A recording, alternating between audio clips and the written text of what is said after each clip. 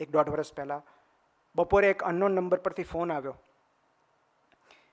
અને એકદમ ગભરાયેલા, ચિંતાવાળા, ડરેલા અવાજમાં એક જણે કીધું કે સર 2 મિનિટ વાત કરવી છે, ઇમરજન્સી છે, વાત થશે? એટલે મેં કીધું બોલો. તો કે હું વડોદરાથી એક મમ્મી બોલું છું.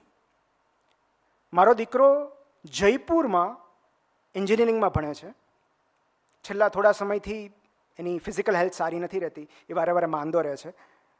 આજે અચાનક એનો મેસેજ આવ્યો કે અને એ અટકી ગયા અને હું ધબકારો ચૂકી ગયો કે આ સુસાઇડ નોટ ન હોય તો સારું.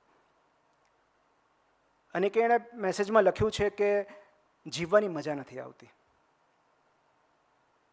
આવું જીવન જીવવાનો કોઈ અર્થ નથી.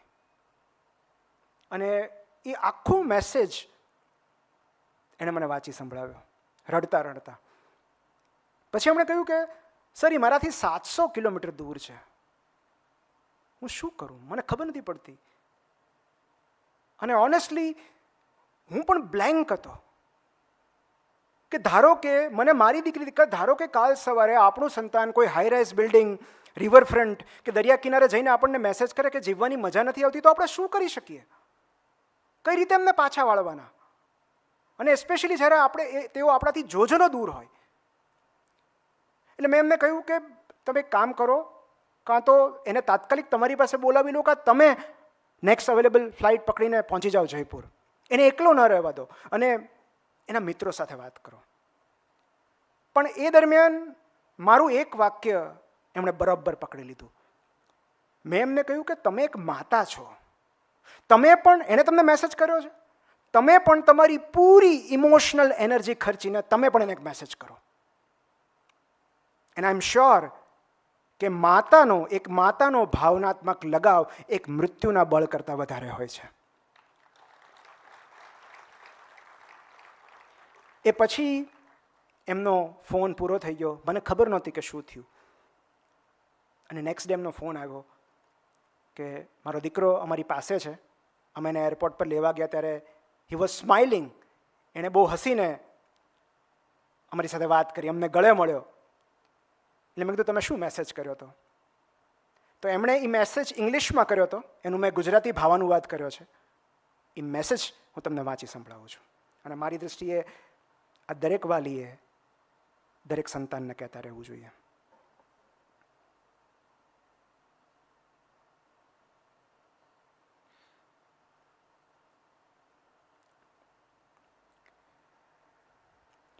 પ્રિય દીકરા, દરેક લાઈન ધ્યાનથી વાંચજે અને સમજવાનો પ્રયત્ન કરજે. તું એટલો ઇન્ટેલિજન્ટ અને મેચ્યોર તો છે જ કે આ મેસેજ યોગ્ય રીતે સમજી શકે. પાનખરમાં ખરી પડતા પાંદડાને જોઈને કોઈ વૃક્ષ નિરાશ નથી થઈ જતું. ડિપ્રેશનમાં આવ્યા વગર એ જ જગ્યાએ ઊભા રહીને તે સમય પસાર થવાની પ્રતીક્ષા કરે છે. પોતાનો ખરાબ સમય ચાલે છે એ જાણવા છતાં પણ પૂરી ધીરજ અને શ્રદ્ધાથી વૃક્ષો વસંતની રાહ જુએ છે. કારણ કે એમને કુદરત અને ઋતુ પર વિશ્વાસ હોય છે, સમયની ગતિ પર ભરોસો હોય છે. અડીખમ ઊભા રહીને પાનખરનો સામનો કરવાની તેમની હિંમત જ એમને વસંત સુધી પહોંચાડે છે. સમયનું ચક્ર ફરે છે અને તેઓ ફરી એકવાર લીલાછમ થઈ જાય છે. સૂકી અને મૃતપ્રાય થઈ ગયેલી ડાળખીઓમાં કૂપળો ફૂટે છે, નવા પર્ણો આવે છે, ફૂલો ઉગે છે. વસંતને લાવવા માટે વૃક્ષો કોઈની સાથે જંગ નથી લડતા, બસ બદલાઈ રહેલી ઋતુઓ અને મોસમના મિજાજનો સ્વીકાર કરે છે. તેઓ આત્મહત્યાની સમર્પણ કરે છે. તો મારા વાલા દીકરા, તને જ્યારે એવું લાગે કે તારા આત્માનો એક ટુકડો દરરોજ મૃત્યુ પામી રહ્યો છે, ત્યારે વસંતની પ્રતીક્ષા કરજે. એન્ડ બિલીવ મી, નક્કી કોઈ ચમત્કાર થશે. તારી અંદર કશુંક દિવ્ય, નવ્ય અને ભવ્ય અંકુરિત થશે. તું કહે છે કે જિંદગીમાં આગળ જઈને તું શું કરીશ? મતલબ એણે એવું લખ્યું હતું કે મને એવું લાગે છે હું યુઝલેસ છું, વર્થલેસ છું. હવે ડિપ્રેશનવાળી વ્યક્તિને ખ્યાલ હશે કે એવું થાય કે મને એમ થાય કે હું શું કરીશ આગળ જઈને, મારું જીવન કશા જ કામનું નથી. તો એનો એ જવાબ લખે છે કે તું કહે છે કે જિંદગીમાં આગળ જઈને તું શું કરીશ, અથવા તો કશું કરી શકીશ કે નહીં, એ વિશે તને શંકા છે. તો my dear son, even at this age મને ને તારા પપ્પાને પણ નથી સમજાયું કે અત્યાર સુધીના જીવનમાં અમે શું કર્યું, શું કરી રહ્યા છીએ અને ભવિષ્યમાં શું કરશું. જીવન એ કોઈ કોન્ક્રીટ રોડ કે એક્સપ્રેસ હાઈવે નથી જેમાં વડોદરાથી જયપુર સુધીના કિલોમીટર્સ અને ડાયરેક્શન નિર્ધારિત કરેલા હોય. જીવન આવું જ છે બેટા, અચોક્કસ, અણધાર્યું, અનિયમિત. અહીંયા કશું જ પૂર્વ નિર્ધારિત નથી. આવનારી પ્રત્યેક ક્ષણ અનપ્રેડિક્ટેબલ છે. મારે તને એટલું જ કહેવું છે કે કુદરતે આપેલી જિંદગી પૂરી કરજે. ટ્રેનમાંથી ઉતરી જવાની ઉતાવળ ન કરતો. જીવનના દરેક સ્ટેશન પર ફેરિયાઓ અલગ અલગ પરિસ્થિતિઓ ઓફર કરશે. દરેક સંજોગોનો સ્વાદ ચાખી લેજે. મન ભરીને મુસાફરી માણી લેજે. કોઈ સ્ટેશન કાયમી નથી, કોઈ સ્વાદ પરમેનન્ટ નથી. છેલ્લા 2 ફકરા બહુ જ મહત્વના છે. It's okay not to feel okay. પણ હતાશા કે ડિપ્રેશનની લાગણીને કાયમી સમજી લેવાની ભૂલ ન કરતો. કોઈ સ્ટેશન પર ટ્રેન લાંબો સમય રોકાતી નથી, માટે અકાળે જમ્પ મારીને ઉતરી ન જતો. તારે હજી બહુ લાંબો રસ્તો કાપવાનો છે.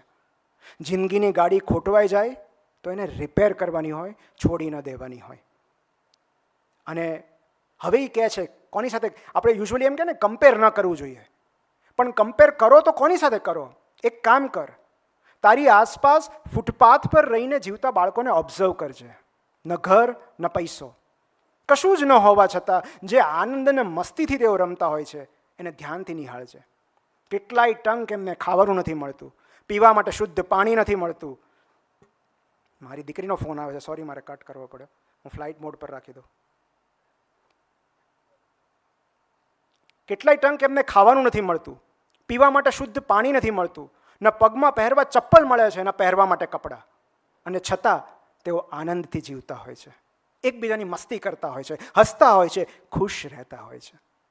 આપણી પાસે બધું જ હોવા છતાં પણ આપણને તેમની ઈર્ષા થાય છે, કારણ કે જેટલું આપ્યું છે એટલામાં ખુશ રહેતા આપણને નથી આવડતું, તેમને આવડે છે. તારી જાતને એમની સાથે કમ્પેર કરજે. ઈશ્વરનો આભાર માનવા માટે તને અસંખ્ય અને અઢળક કારણો જડી આવશે.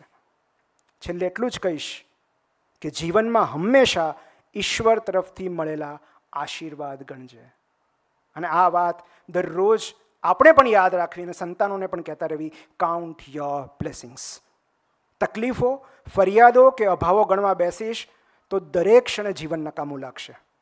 બસ જીવનને નિહાળવાના તારા ચશ્મા બદલી લે, પછી જો આખી દુનિયા ચમત્કાર લાગશે. Love you a lot. Take care. આશા રાખું છું કે હવે જ્યારે આપણે મળીએ ત્યારે તારા ચહેરા પર ઉદાસી નહીં, સ્માઇલ હોય. તારી મમ્મી.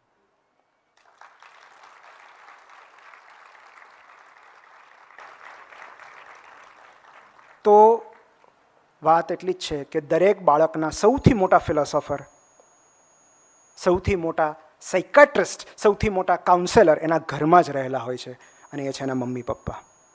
અને એક પેરેન્ટિંગની જ્યારે વાત છે, પરમાત્માનું પેરેન્ટિંગ, ત્યારે આપણે બાળકોને બીજું કંઈ જ ન શીખવી શકીએ તો ચાલશે. બસ એમને બિનશરતી આ જિંદગી જીવી લેવાનું આવડવું જોઈએ.